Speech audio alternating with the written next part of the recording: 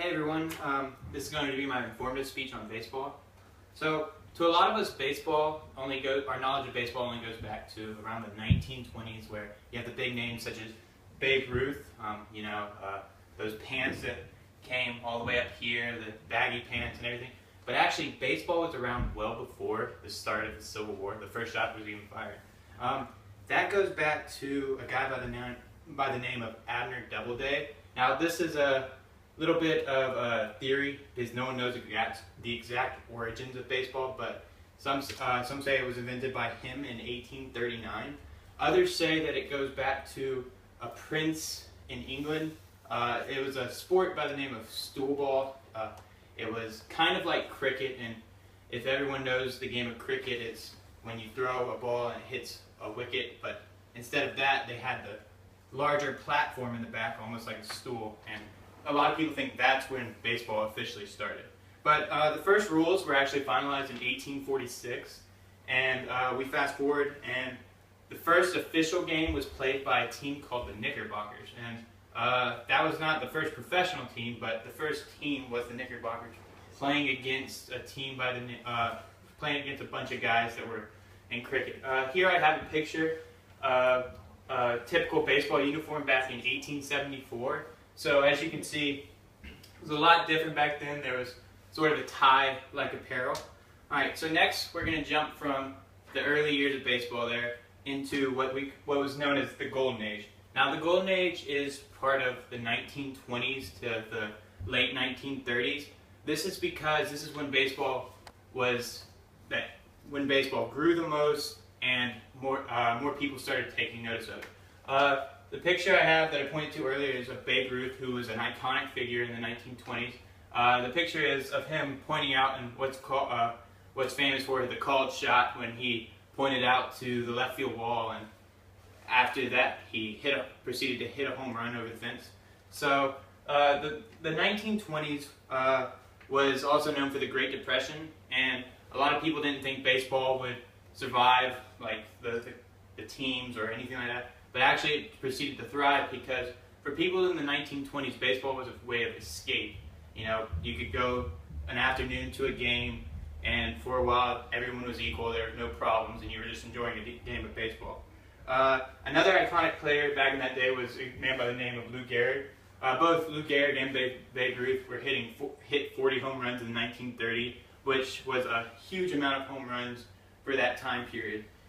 Babe Ruth is also known for being the first for hitting 715 career home runs, and that actually stood out for the longest time as the most in baseball history. Another big form of remembrance for the Golden Age is the Lou Gehrig's speech after he was diagnosed with a fatal illness, and a lot of people remember it from that. So, after the Golden Age, we're going to get into a period of integration. Now, blacks have been playing baseball for a while, and they were stuck in what was called the Negro Leagues. And after that, one of the most famous names would be Jackie Robinson. He was actually not the first black baseball player. It would be a man by the name of Moses Fleetwood, and he's often overlooked because he didn't have the same career as Jackie Robinson. Jackie Robinson is the one that stands out in the history books because he won Rookie of the Year, he was signed, and he put up numbers that a lot of people, they just couldn't, no matter what skin color. And a lot of us know him today because of the movie 42 or other things like that. Another big name that was around that time was Hank Aaron, and Hank Aaron was one of the all-time greats in baseball history. No one could compare. A lot of people still say he is the home run king, even though his record's been broken. He ended up breaking Babe Ruth's home run record of 715 with 755. And I mean, I chose those two because those are two of the most iconic African-American baseball players we have nowadays. And now we're going to jump ahead into the 60s. Now this is when baseball really jumps back on the rise. Let's start introducing lights into stadiums, and the New York Yankees, which have been dominating the entire time, were still the dominating franchise in the early part of the 60s. And then in the late part of the 60s, they start to be replaced by a team that everyone knows now as the Boston Red Sox, and they come back. And then one of the most iconic parts from the 60s was in 1969, what was known as the Miracle Mets, a team that was just down in the dumps the entire season, and to 1 in a million odds come back and win the World Series. And it's just an iconic part in the baseball history. So from there, we're going to jump into the early 90s to the late 2000s, which is known as the steroid era. And the steroid era, there's a lot of controversy.